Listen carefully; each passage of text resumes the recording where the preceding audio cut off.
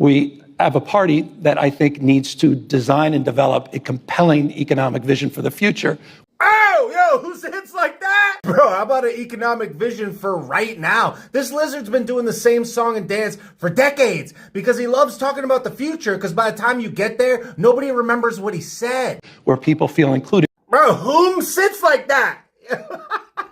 Yo, whom? To reconcile the fact that if we don't democratize our economy, we're not going to save democracy.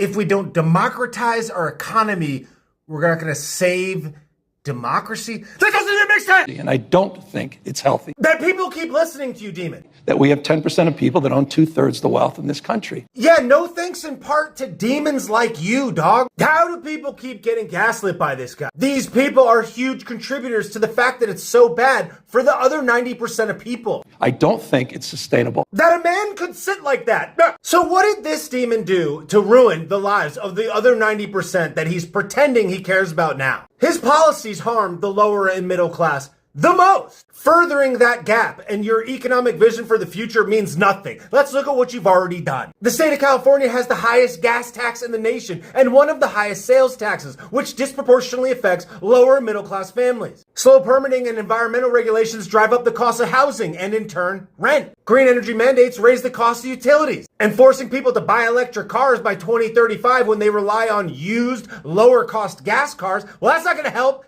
Gavin. Prop 47 reduces the penalties for theft, which disproportionately affects small business owners in working class neighborhoods. If you could get robbed all day under $950, how are you going to run a business? Extended school and business shutdowns because the air was poisoned. What do you think that did to all those small businesses, all those restaurant owners? High minimum wage increases makes it harder for people to run small businesses and compete with the big guys, which ultimately results in less hours and less benefits for workers. This ultimately pushes more people into the gig economy. Democratize the economy to save democracy doesn't even make sense. What he should be saying is that the bureaucrats need to get out of the way and we should be able to vote with our money in the businesses we choose to use. The people being in control of where their money is spent is always the right answer. California has state-funded healthcare for undocumented immigrants. What do you think that does for the costs and the wait times for everybody else? Which is why I always recommend to people to get the government out of your healthcare. That's why I trust my friends at America First Healthcare. Open enrollment ends December 15th. Click the link in my bio and get a free healthcare review. Don't rely on Obamacare or some bureaucrat to make sure you have the right coverage. Vote with your money, be informed, and choose a company that aligns with your values. The folks watching Mr. Beast disproportionately.